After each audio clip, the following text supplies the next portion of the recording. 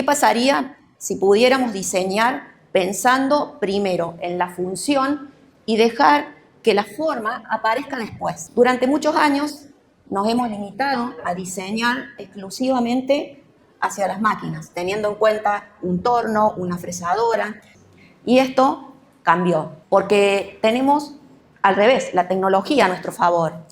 Esta pieza, por ejemplo, fue concebida para ser totalmente por impresión 3D, o sea, no tuvo pensada para ser mecanizada o torneada. Fue pensada a través de un software del cual nos ayudó a entender cargas, fricciones, control de material para llegar a esta morfología y para la prestación por la que fue concebida. Hoy vamos a hablar de esto, de cómo la impresión 3D o cómo la inteligencia artificial y las tecnologías nos ayudan en el proceso de diseño. Un poco voy a hacer referencia para nivelar y para que hablemos todos más o menos el mismo idioma. Voy a explicar de qué se trata la impresión 3D, de la cual nosotros normalmente hablamos como manufactura aditiva.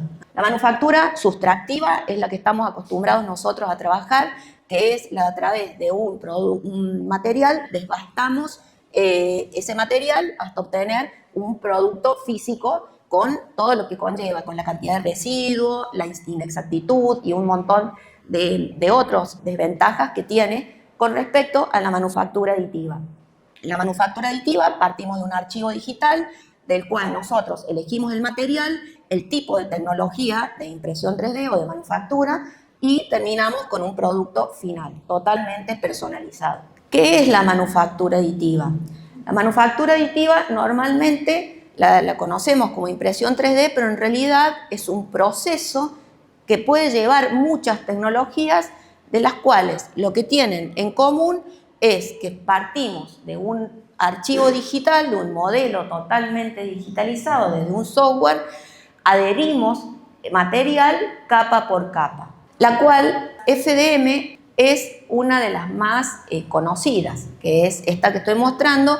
Va filamento, un polímero, un plástico, se va fundiendo y va depositando capa por capa. Hay tres tipos de estas tecnologías, no me voy a detener tanto, pero más o menos todo este grupo de tecnologías de FDM comparten estas características, que es a través de un material que se funde y se va depositando capa por capa ese material. Y vamos a ver la de estereolitografía o fotopolimerización, un conjunto de varias de tecnologías de estereolitografía. La más común es la SLA y la DLP, porque lo que hace básicamente es una resina que las características es que es fotosensible y al tocar contacto con la luz endurece. Lo que va pasando es que nosotros tenemos una batea, dentro de esa batea está el material, que es una especie de miel viscosa que es sensible a la luz. Cuando el láser o el haz de luz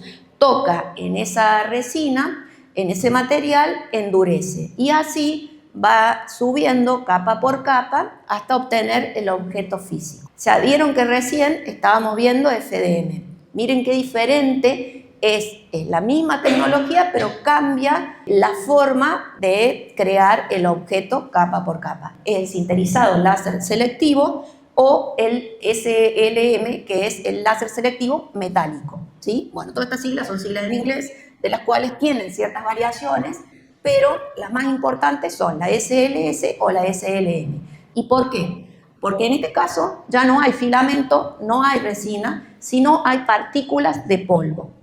¿Qué significa esto? Ustedes alguna vez hicieron azúcar, hicieron caramelo con el azúcar, bueno, algo similar, que es un proceso de sinterización que cuando las partículas de polvo explotan con una energía depositada sobre esas partículas, se funden, se sinterizan. Eso pasa con este tipo de tecnología y obviamente tiene otras prestaciones. Hay impresoras de SLS que utilizan polímeros, pero también tenemos impresoras de SLM. Bueno, hay un montón de materiales que tienen muchísimas aplicaciones ya ya no para prototipos, sino para un objeto final, o sea, de uso final. Lo que están viendo acá, además que la tecnología, ahora ya lo vamos a ver cuando entramos en la guía, es que podemos diseñar, ya a diferencia de una fundición, cuando vamos a fundir un metal, nosotros depositamos el metal y no tenemos forma de controlar qué pasa dentro de ese proceso. En este caso nosotros podemos diseñar la pieza tanto internamente como externamente. Podemos alivianar cargas, reforzar a donde sea necesario y eso obviamente se convierte en una pieza mucho más funcional. Diseñamos pensando en cómo se va a tornear, cómo va a ser un molde con inyección de plástico, por ejemplo. Nos estamos ajustando permanentemente con formas, con medidas. ¿Y qué nos pasa? Que aprendimos a diseñar para ese tipo de máquinas. Lo que tenemos que hacer es desaprender eso y tener una nueva forma de diseño, que se llama DIFAM. Diseño para manufactura aditiva, Design for Additive Manufacturing. Por eso viene las siglas DIFAM. Acá tenemos otras problemáticas. Por un lado, tenemos nuevas libertades, porque podemos imaginar lo que queramos y lo imprimimos. Y eso puede ser una ventaja, pero también puede ser una desventaja, ¿sí?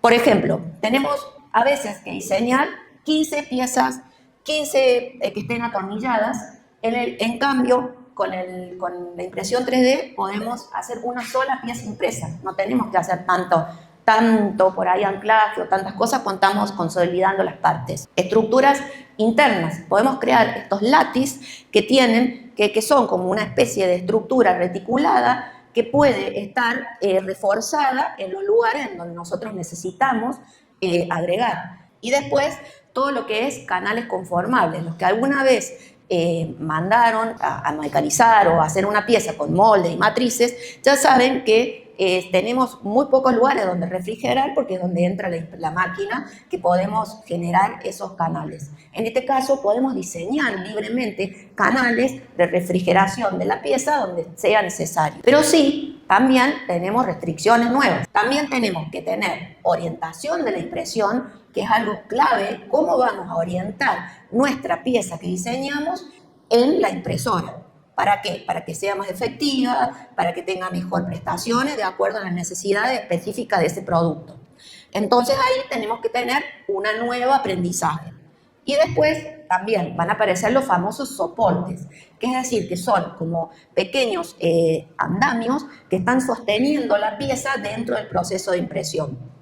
Y obviamente también tenemos que aprender a optimizarlos para no gastar tanto material, para aligerar los tiempos. Normalmente eso nos pasa casi a diario. Para lograr que la pieza no va a ser como una fundición que va a tener en todos lados la misma carga, las mismas propiedades. En este caso tenemos que tener en cuenta ese factor. Vamos a hablar un poco específicamente de los 3 niveles que tenemos en donde la guía aparece. Por un lado, el diseño. La parte del diseño puede ser paramétrico y generativo. ¿Qué significa? Que vamos a agarrar una pieza y nosotros cuando tenemos el sistema paramétrico, lo que hacemos es parametrizar, es decir, agregar un valor en números para agrandar, achicar o crear un diseño. Y el diseño generativo, nosotros ya podemos generar formas a través del mismo software diciéndole nuestros problemas. Es decir, bueno, nosotros necesitamos una pieza aeroespacial que va a estar sometida a 500 grados y que va a haber fricción y que va a tener cargas y va a tener diferentes formas. Bueno, nosotros le damos toda esa problemática, la cual después vamos generando un diseño acorde a lo que vamos necesitando.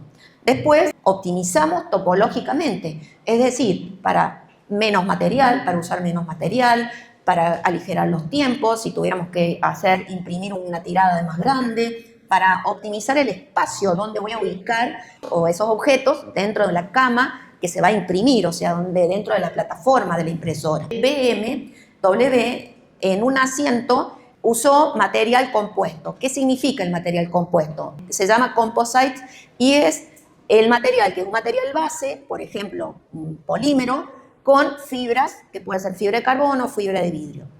dependiendo de la orientación de la fibra, es la mejor respuesta de ese asiento de auto. Entonces, eso lo encontraron a través de la guía, porque es todo prueba de error. Entonces uno le carga todos esos parámetros a un software y hace todas las evaluaciones posibles y llega a la conclusión de que la orientación de 45 grados de la fibra optimizaba mejor ese producto, que en este caso era un asiento, una butaca de un auto. Y eso se traduce en mejor performance de ese objeto y obviamente un 60% de ahorro de material. En una fábrica es un montón, porque eso es dinero, tiempo. O sea, una vez que nosotros tenemos este software de diseño, lo que hace el software con Machine Learning es que aprende de todos esos errores y nos permite ir optimizando ese mismo producto, esa misma morfología.